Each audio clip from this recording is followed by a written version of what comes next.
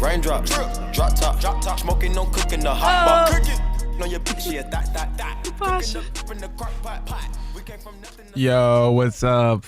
Welcome to the first episode of Three Peeps in the Pod. You got your boy Terrence Davis here. Off to my right, Charlay Moore. To my left, Pasha. How do you say your last name? Zofagari. My bad, man. This is amazing. Thanks you guys for joining. Thank you for having us. We appreciate it. I appreciate it. So, loving basketball. Actually, let's get into your day. How was your day, Charlay? Oh, my day was great. Hanging with you guys is just the culmination of a great Valentine's Day. 2 guys on Valentine's Day. Damn, girl, you ballin'. I know. I'm coming up. So got a great Valentine's Day gift from my mom, and then hung out with some people, and then got to come up here with you guys and do our podcast at 9:17 at night. Oh, so, you don't sound excited about that. Did you have class today? I didn't. You didn't? No. What was your day, man? Had class, stayed all day in the library, doing some work, and then got to have the most romantic walk to Chick-fil-A with Charlay just now. Yeah, you guys were gone for a while. Yeah. The food took our time. Food was getting cold, huh? Yeah. I know what gets under your skin. Oh, that's cool. Mm-hmm. This is gonna make for an interesting podcast. All right, well, let's get into it. Today is Love and Basketball. Happy Valentine's Day to all the ladies out there, all the moms. Happy Valentine's Day to all the fellas. Right, well, you got them all, so you know. Well, if we're going on ratio, you have all the ladies, I have all the fellas. Hey, I'm just trying to live, man. I'm just trying to live. So that it is Black History Month. For some reason, if for some reason I have a problem with the fact that Black History Month is always the shortest month. Like, really? Like, we can't even get a 31-day month. Like, like, what's up, man? Like, well, I guess looking at the cup half full, you can always say, well, it could be that we don't have any month. So in terms of Black History Month, do you have some interesting facts or anything that you can, educate the masses about, Yeah, so like yesterday was the first African-American ABA team was created on that day. So February the 13th was a really monumental day since this is Love and Basketball. Pasha brought to my attention, we were talking about Kareem Abdul-Jabbar and his civil rights participation. So those are some of the facts. I don't want to hog the conversation. I actually saw an interesting fact. I mean, it ties to music, but February 28th, 1984, my man Michael Jackson, musical genius, and King of Pop won 8 Grammy Awards. 8 Grammy Awards that year. That's a lot.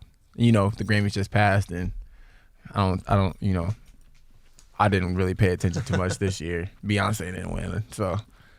But Chance won. Yeah. But any other Black History Month facts y'all wanna peer out? I think it's important that each week of February we kind of acknowledge or give a shout out a little couple of events on Black History Month. We don't gotta give a history lesson, but at least we are.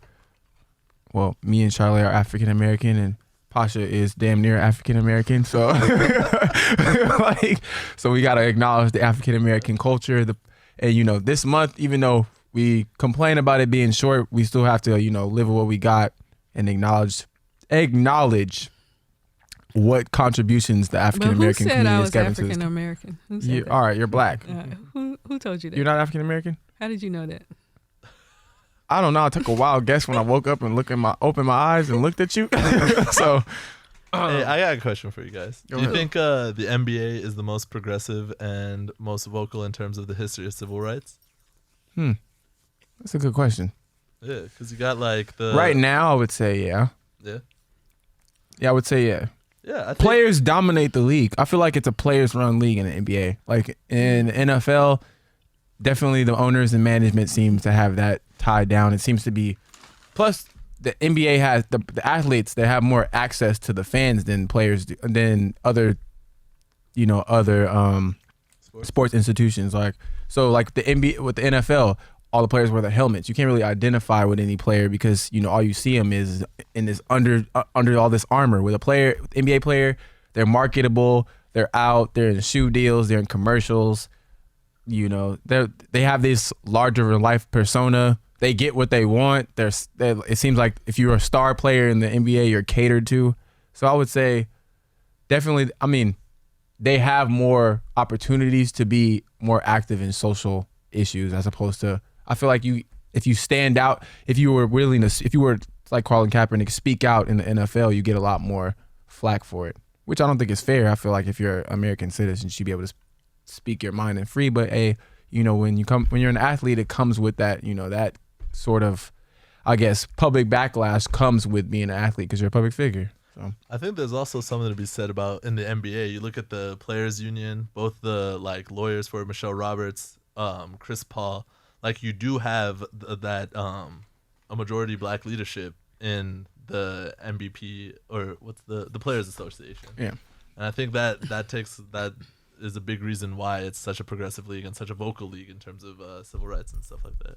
Well, I guess I'll be the devil's advocate and saying, I don't know. I mean, the NFL has come a long way. Of course, Roger Goodell does have his type of dictatorship over the league, but I think still the players are very vocal, and I think that they are also push progressive. I mean, they celebrated HBCU at the Super Bowl, even though my mentor had started that a long time ago and did not get the credit. But to have historical black colleges players honored that played in the Super Bowl this year was big on national TV. I mean, a lot of people I know, since I'm also a proud student of a HBCU, had said that they were happy to see that, those schools were being recognized, and especially the athletes that, a lot of times sometimes get overlooked and underestimated. So, yeah, I wouldn't necessarily count out NFL and being progressive with that. When we talk about progressive and civil rights, like for all groups, could you see the NFL ever moving a Super Bowl or moving a major event like the NBA did with the All-Star game in Charlotte because of anti-LGBTQ laws?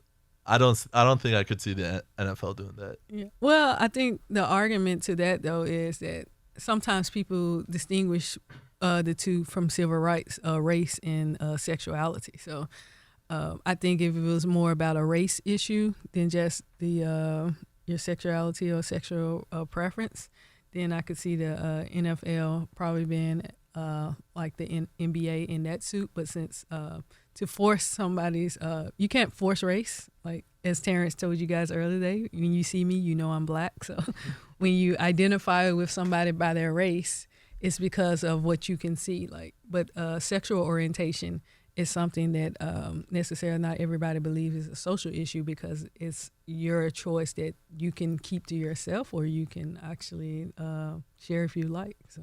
Yeah, I'm gonna have to disagree with you on that one. I understand.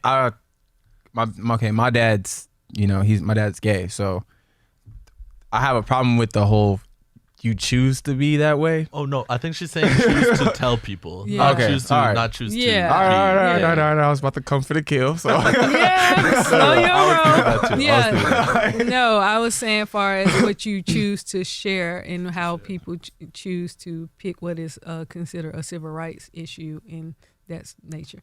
No, it was not about the actual. But I think in terms of when I think progressive, I think in terms of like all civil rights issue, or no, not civil rights, but like the rights of all groups that are maybe Equality. being disenfranchised. So like when you have the NBA releasing a statement on the executive order ban because there's two players, even though they're from South Sudan, Thon Maker and Luol Deng, the NBA still like immediately went there. So like even if there was an issue for Luol Deng or Thon Maker, the NBA immediately stepped in to protect their guys, which I don't think many other leagues do as well as the NBA does. I feel like they protect they cater to their players really better than any other organization. I think like if a player has like this whole, like for instance, this whole James Dolan situation that the commissioner stepped in right immediately to have, hey, you need to sit down with the owner of the Knicks and you guys need to hash this out. This is ridiculous. This is becoming a national story. Like they're quick to quell any sort of dilemma that might become a story. They're quick to jump on that before it can get out and become an issue. And the NFL has been known to respond to things after they get flack for it, which, I mean, it's still progressive in a way because you learn from your mistakes, but I don't feel like they've caught on to the fact that we need to be more proactive in addressing issues before the public's reaction. Yeah. I mean, I see that both ways, because you also don't need to rush into a haste response just because something happened. I mean, like, I think I probably was one of the few women that actually supported how they initially handled the Ray Rice incident, because not releasing the video or not actual knowing the evidence clearly. I think they timed that well, even though it could have been. Oh, you didn't think they knew before that? That's the controversy. But since they think they knew. But like, since there's still speculation, since they never said that they did, I feel that. I find it hard to believe that you could suspend a player without at least knowing what was on that video, and then as soon as the video gets released publicly, you suspend him again. Like, right. You knew. But they didn't directly suspend him. Initially, they waited. So that's what I was giving them credit for. I was saying, like, because they did have that wait. I mean, you had already heard the police report and know that he had did it, but they did wait to find out more facts. So, yeah, I agree. Had they known the video and seen the video, then you're right. I think. And that goes to the thing where, like, I feel we all live in a digital age, so video is important. And I feel like if you know, like, if I've been under the thought that the NFL knew about the Ray Rice thing before they really suspended him the first time. Like, I feel like they knew that they had some sort of video footage or knew about that video footage, and it just doesn't make sense to suspend a player without further investigating the whole entire situation. I feel like they gave him they felt like they gave him what they thought was a good punishment, and then once the public was like, nah, that's not cool, then they were like, oh yeah, we need to suspend him a year. Right. That I do agree with. I do agree that they start responding to what pleased the public, but I don't have a problem with you waiting. It's just, to me, I think a lot of times we are quick to pull the trigger or quick to name anybody guilty before proven innocent. Before proven guilty. So with them waiting, especially, we have to look at the fact that he is African American, so, and not just jumping down our young black men back and saying, oh, criminalize them because, they are known for that. So that's why I was giving them kudos. Do you guys think the NBA would have handled it differently? Well, under Silver or under Stern? Like, I believe it depends who the commissioner was at the time. Yeah, I feel like it would have been handled. I feel like he would have been suspended for a year if he was in the NBA. I think it would have been because, Charlotte, you bring up a point of like the idea of quickly criminalizing black athletes. Mm-hmm. And I think a lot of the leadership in the NFL is white, right? Mm-hmm. I would say. So maybe they had that thought of, let's wait and not look like we're doing this. Whereas in the NBA, you have a lot of black leadership, and a lot of people like Chris Paul, I highly doubt would have been easy on Ray Rice at all. Chris Paul does not seem like the type of guy who would take anything. I don't think the Ray Rice thing really. I feel like people try to box it into a race category, and I don't think that's it. I think it's if you have a wife and you have kids, or you have a wife that you care about, and you saw what he did to her, that would disgust you. Yeah, like any person. So it's just like, I think it was a racial the race issue. Issue comes up because there are non-white players in the NFL that do not get. I mean, Ben Roethlisberger has been accused multiple times, but not only sexual assault. Yeah. So, and he's never been suspended or never even thought of as being suspended. So I think that's why race always comes up, because you see the unfairness of how, again, Caucasian players are treated versus black players when it comes to those type of allegations before even being proven. All right, well, speaking of how you treat black players, we should talk about this James Dolan situation. James Dolan, Charles Oakley. This has been going back and forth for maybe a week or so now, where Oakley, Knicks are just... Even before that, because Oakley and Dolan have had beef. So they've had beef for a while. Charles Oakley is a beloved New York Knick. He used to play for them. He's kind of had that tough guy act. He was like the tough player who, he's Michael Jordan's best friend. Yeah, he's really good friends with Michael Jordan. Good friend to have. That's probably the best title he can have. Beloved by Nick, but he's beloved by Knicks fans. Like they know him. They know. But, when you think of Charles Oakley, they accuse him of giving a lot of those Bulls games away because he was friends with Jordan. I don't know about that. I don't know about that. Let's not start calling the man say he's throwing games now. No, I think that's what they used to say, and back during that time that he was too chummy. Maybe.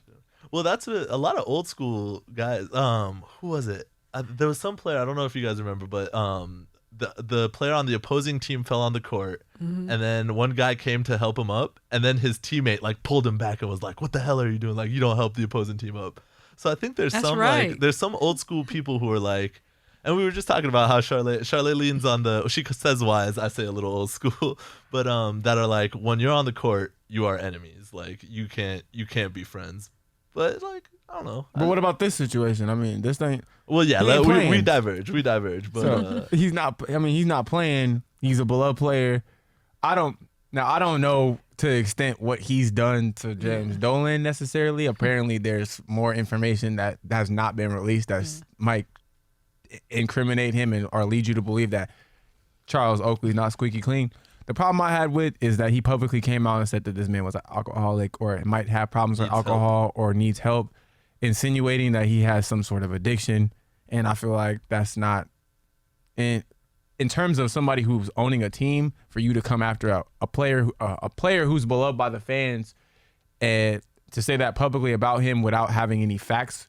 Like something about that didn't sit with me. I don't know how you guys felt about that. That press release looked pretty unprofessional. It looked like it was just an angry, at least me personally reading it, it seemed like an angry person that like you just got in a breakup and you're writing a letter and then you wake up the next morning and like, maybe I shouldn't send that letter. But instead of that, they just released the press release and was like, we hope he finds help. Like, yeah, and it was just like, we're going to ban him. And then they brought in the Trail Speedwell, who's, didn't he like choke a coach? He did. The Speedwell does not have the cleanest. So do they still make Speedwell rims? The spinners. Yeah, I don't even know. Them boys was hot back in the day though. Way back in the Didn't he have shoes like that too? I don't know. Yeah, random. But that's what I thought of when I heard his name. Yeah, I ain't heard that man's name since I was a little kid. Yeah. So Latrell Usuro owes you some royalties. But like, it's like, how petty does the Knicks owner get, man? Like.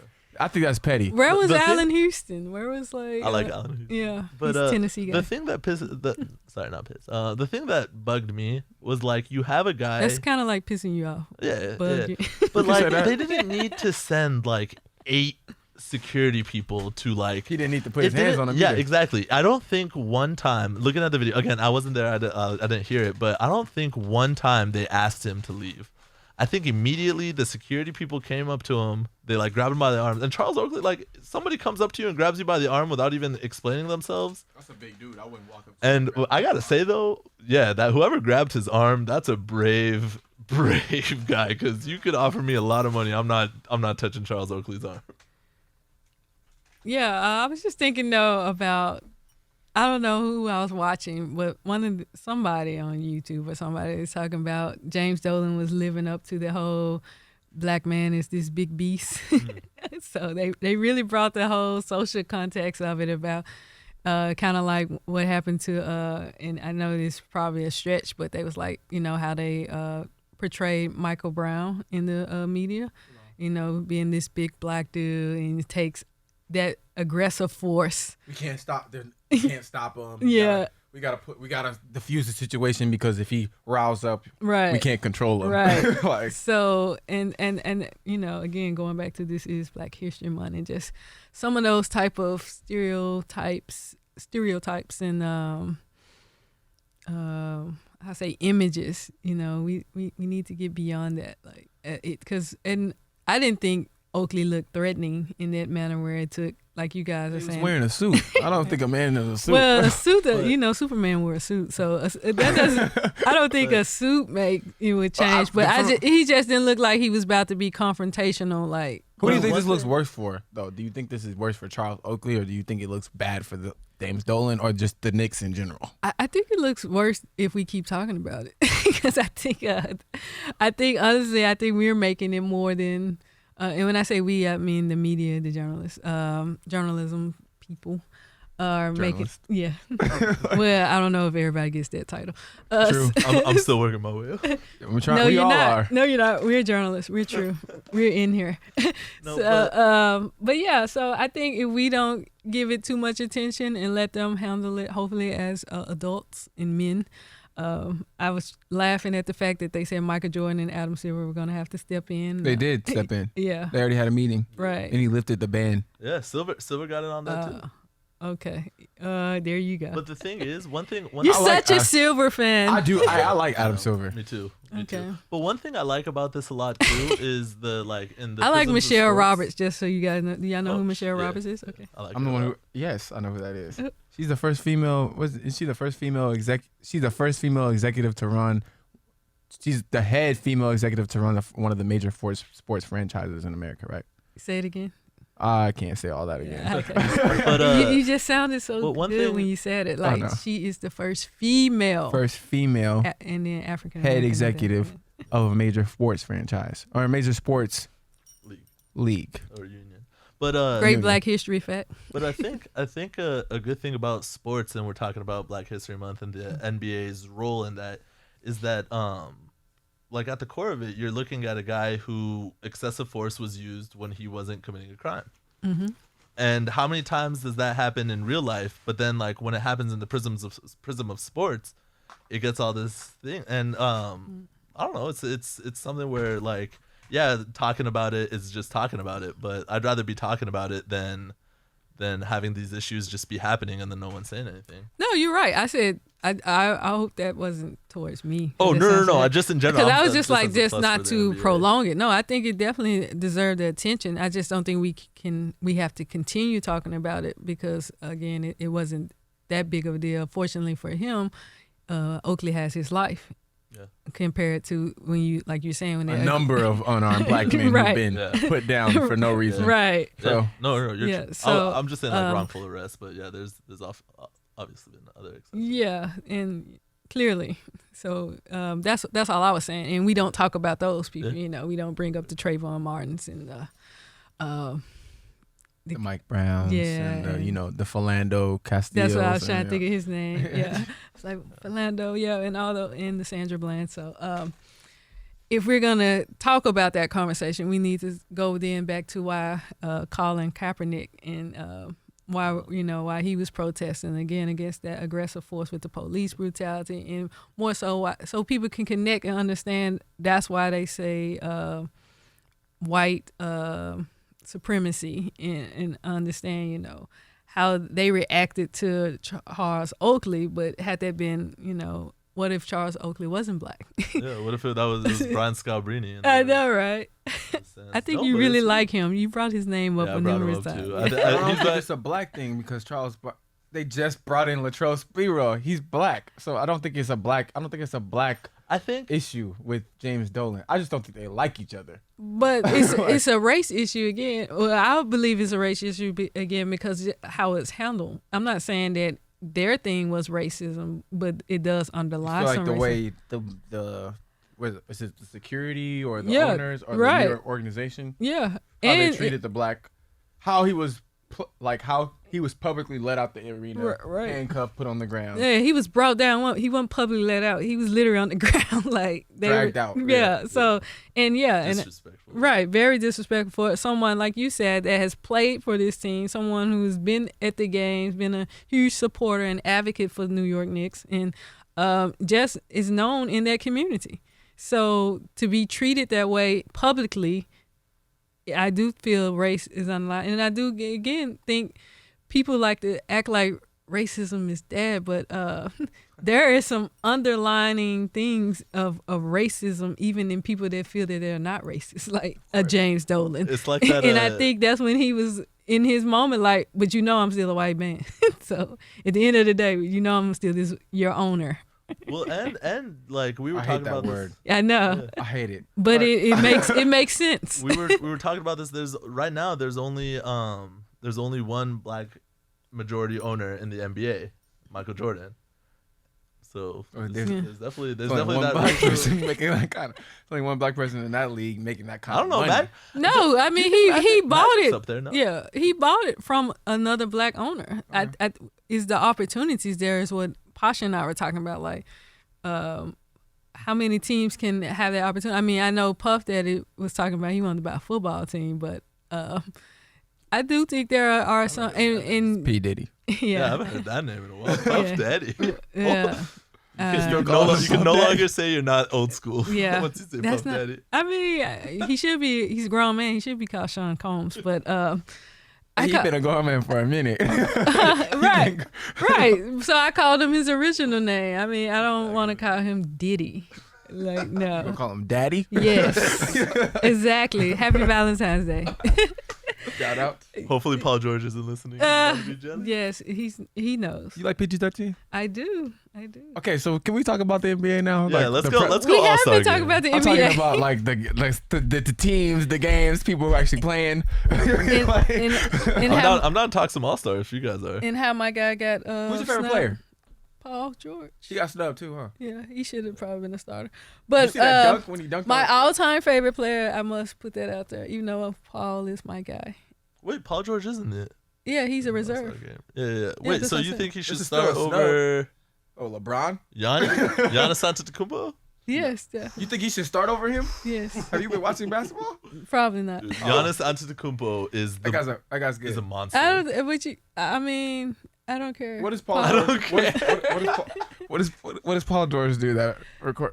What does that So makes him look- an all-star? Let's see what the Indiana Pacers record is actually before we start asking for whoa, all-star. whoa. Well, If we're going records, yeah, we what's the shouldn't go Bucks about record? team records We should. anyway because DeMar DeRozan is an all-star.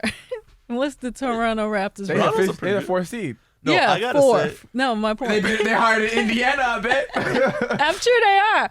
hey, so Charlotte says Paul George not in the starting lineup on the East is the biggest snub in terms of starters. Terrence, No, what do I you didn't think? say the biggest snub. It's No, a for the snub. starters. Yeah. For the starters. East. Because for me, it's Kyle Lowry. The fact that Kyle Lowry is not a starter. Shout out to Kyle Lowry because he I used feel to like play some for the Grizzlies. Okay, just what I think about the All-Star game. I feel like some players are they are All-Star caliber players, but do I really want to see him in the All-Star game? I don't want to see Kyle Lowry in the All-Star game. I want to see Kyrie Irving That in the is All-Star game. blasphemy.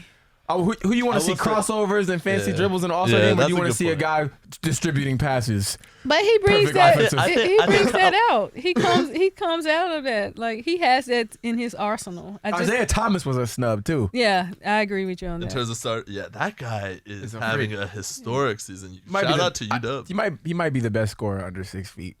Ever? Yeah. I don't think there's anybody AI his size was above that excites 6 6 feet. 6 feet. I'll give him that. So who's under 6 feet? We got Earl Boykins. We Yeah, got he's Isaiah way better Thomas. than- Yeah, he's way better No, than- I'm not saying better, but I'm just He saying might like he in might general. be the best second round pick ever. Period. Like he's good. Manu in his prime. Hey, but Ben Wallace? look who he was playing with. Ben Wallace. Look who he was playing with. Who? Dude, Ben Wallace Ben is Wallace a was monster playing- no matter who he was. Chauncey playing with. Billups, Tayshaun Prince, Rasheed Right, Wallace, but I'm saying who? is Manu this? Ginobili. We're talking about Isaiah Thomas. He was the Yeah, second. but the real Isaiah Thomas. I thought you were talking about the latest Isaiah. we're talking about the no, latest yeah, Isaiah right Thomas. now. Right, Yeah, that was today. it. He ain't better than nobody. He ain't better than the real Isaiah. Charlotte. Zeke is that dude. Yeah, I was like, wait, did we jump? Which Isaiah Thomas we talking We're about? talking about the 5'9" Isaiah Thomas that plays for the Boston Celtics. Okay, that's what I thought. But then when you start talking to Detroit Pistons people, I He was said, "We're saying who's the best." I think Isaiah Thomas might go down as the best player to ever be picked in the second round. oh, okay. I'm trying to think who But else was so in Chauncey this Billups one. was a second round pick. I don't think so. Oh, He said Ben Wallace, oh. and I think Ben Wallace. You really? You put Ben Wallace as Ben Wallace was a Dude, 4-time Ben Wallace defensive was- player of the year. yeah, but he's one of my favorite players of all time. he can be a even though he favorite. beat He's a my good Lakers. person. He's a good person, but really, as far as Oh, overall talent, was Gilbert Arenas the second round pick? Nah, Actually, we can't even include Ben Wallace because he wasn't drafted. yeah. Oh, you're right. But then he go to HBCU. I He think. went to Virginia Union. Yeah, that's Yeah. HBCU. Shout out to the HBCUs again. Yeah. But I would give Isaiah Thomas his credit. He's definitely representing, but I don't pay attention to guys under 6 feet. Sorry. Hey, so Wow. I'm looking at some players picked in the second round. We got Alex English. I think that's before all our time, but that guy was a scorer. Willis Reed, but the one that surprises me, Dennis Rodman was a second-round pick.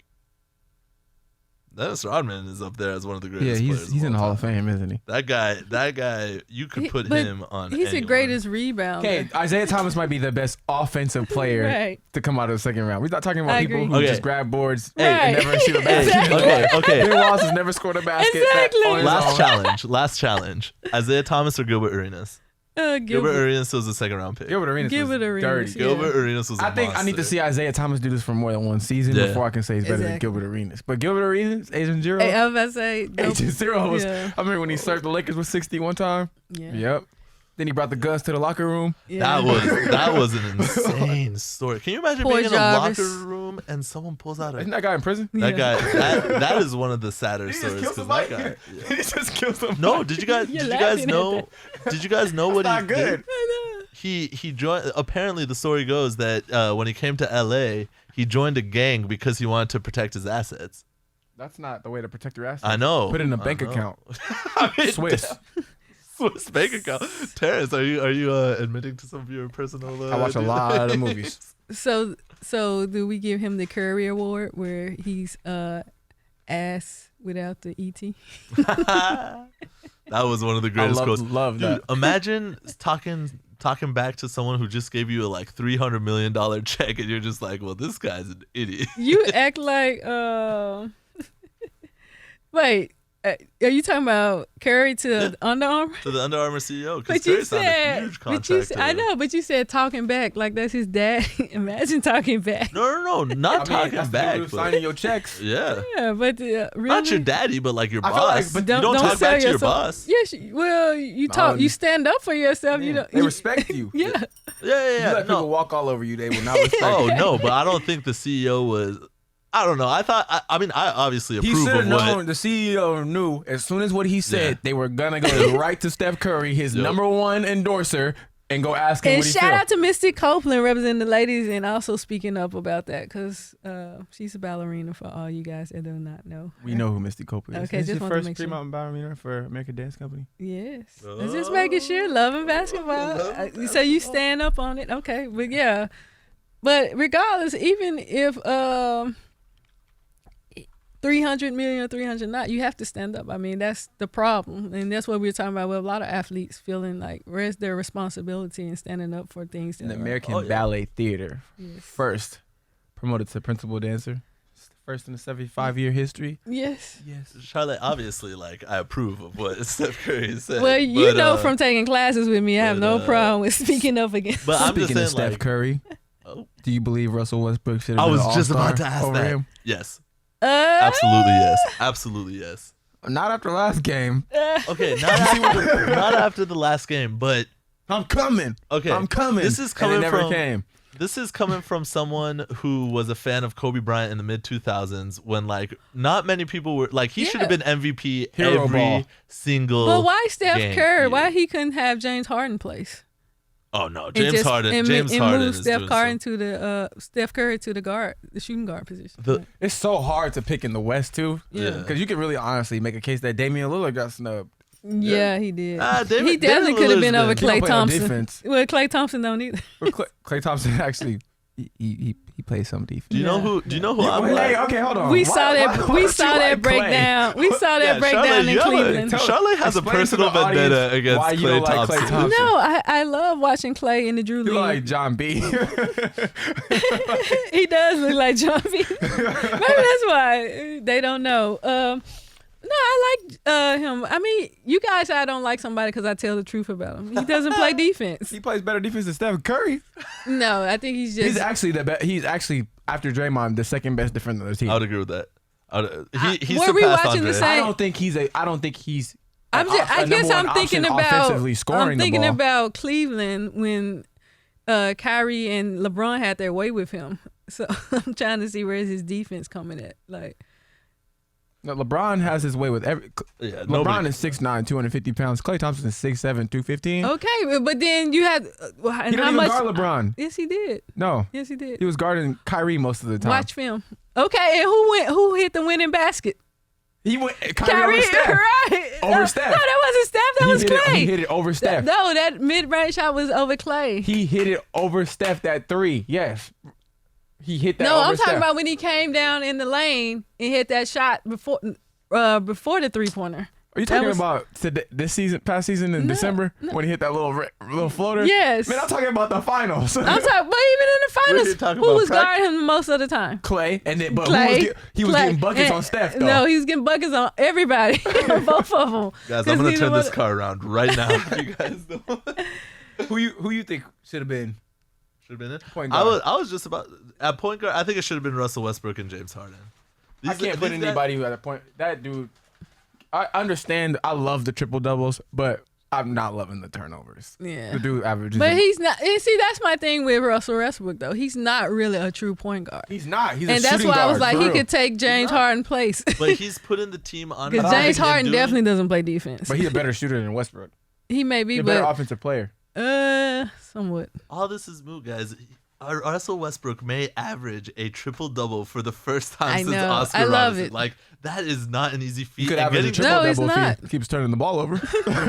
But all of it is to get 10 assists. Double. That is. To get 10 assists a game when you're passing to Andre Robertson or whoever the rest Hey, he's got Cameron on the team. Cameron Payne? Yeah. I like Cameron Payne. And Cameron's from nice. Memphis. So shout out to Memphis. Yeah. I think Oladipo is overrated.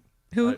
Oladipo. I agree, but I'm surprised that Orlando let both him and Oladipo, Tobias Harris, Nikola Vucevic, and Elfrid Payton. That was a nice core that they just broke up for nothing. So did you hear about the Westbrook might not be in Oklahoma City much longer? Did you hear about the speculation that if you say Anthony Davis might come to Los Angeles? These things have been coming all day. Laker fans. AD though, you got AD. Well, somebody's getting traded. I'll trade Julius Randle in a heartbeat. Trade the whole team for those two guys. I would trade Julius Randle. No, and keep Tariq Black. Nah. Yes. I like Tariq Black. I just keep picked him up in one of my Nance. I like Nance. Yeah. I think you could get rid of D'Angelo for real and get rid of Randle. Well, if we keep Ingram and then somehow Westbrook's gonna be a free agent and then you just gotta trade for Anthony Davis. What do you think of Jordan Clarkson? I don't think New Orleans would ever trade Anthony Davis. He have to be a free agent. I don't think Anthony Davis wants to be traded. He ain't ever winning. He's never gonna win. He might not even make it to the playoffs ever again with New Orleans. They're so bad. But when you just love a community in a town that embraces you, KD and he left. Yeah. No, I had a feeling KD was probably gonna go after a ring. I actually thought he would have went to Washington though. I never thought he was one of the Wizards. Wizards. Well, I just thought he would want to go back close to his home. So he could be with another ball hogging guard who doesn't shoot. Here's my John Wall is okay with me. Here's my thing with the going back home. I feel like it's a lot of hassle for someone like you. When you go back home, you got to get tickets for like everyone in the family. You gotta because you change up your numbers. But I like the whole idea about going back home because you bring out the community better. Like everybody's gonna come support you because it was just like when they were playing in those high school and if they went to college in their hometown. Like I remember my favorite player, Anthony Hardaway. I remember we stood behind him all the way and we begged the Grizzlies to get him, and they still never did. What player? Anthony Penny Hardaway. He was really good. Yeah. You had the pennies, maybe the shoes? I do. I had him all through my playing years. I got his jersey. I actually met him a few times. Oh. Yeah, he plays golf now. So. All right, so this is something I wanted to just sporadically open up. Okay. Since you just brought up Penny Hardaway. Name your top 3 players that if they had not gotten injured, they could have gone down as the greatest. As Penny Hardaway. Brandon Roy. Brandon Roy. Yeah. Brandon Roy number 1 by far. I'll say Grant Hill for sure. Yeah. It's between Grant Hill and Grant Hill was. How do you not consider Penny Hardaway? Do you know Michael Jordan said Penny Hardaway was the greatest player coming after him? So He was good. Yeah. Brandon Roy. He got injured. Knees. Yeah. Brandon Roy played the game with no ACLs but like in slow motion. It was the most amazing basketball you could ever see to watch Brandon Roy play. Exactly, but you cannot take away from Penny. I mean, no, I'm not taking away from Derrick Penny. Rose. Yeah. D-Rose at least got that MVP season. He didn't deserve that MVP. I agree. LeBron deserved it. He got the MVP because they had the best record in the Eastern Conference, but they were clearly not the best team. They got washed by Cleveland. But he brought that team on his back. Grant Hill.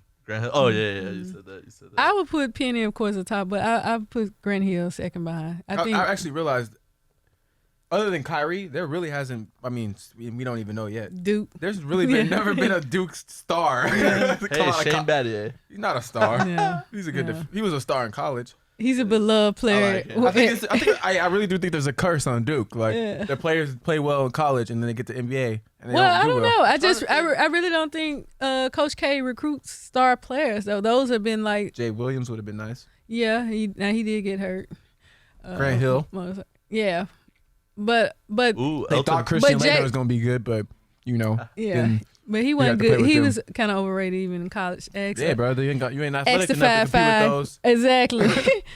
Oh man, speaking of curses, Jabari Parker went to Duke. Yeah. He did. That was a brutal. Is he hurt now? Yeah. Austin Rivers forgot how to play basketball as soon as he left Duke. Well, I don't think he knew how to play Austin basketball. Rivers may be in that category with Christian Laettner. Luol Deng went to Duke. We were just talking about Luol Deng. He's not a star. He's not a star. He's not. Elton Brand. Yeah. Oh, Kyrie Kyrie Yeah. Irving. Hey, Kyrie Irving. That's who he said first. But he be getting injured. But my point is though, that's how great of a coach Coach K is though. He doesn't look for those type of like Kobe Bryant type players. Like he looks for a more team Kobe said he oriented. would have went to Duke. Huh? Kobe said he would have went to Duke. Do you guys? Yeah, I know. He knew the curse. He was like, no, NBA. Plus, he knew he wasn't gonna be able to be the type of player he wanted to be. Like this is the guy that came in the league talking about trade Shaq. So. Do you guys consider Elton Brand a star?